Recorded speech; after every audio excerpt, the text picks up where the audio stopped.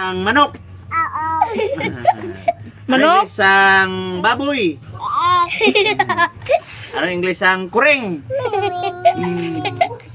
Ano English ang ido? Ano English ang baboy? Ano English ang karbaw? Ano English ang isda? Put. Ano pag yun? Ano Ang manog? English ang manog? Oh. Ano uwang sang ido?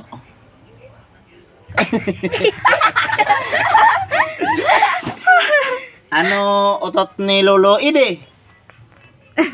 Inay-nay? Ano si Lolo Ameg?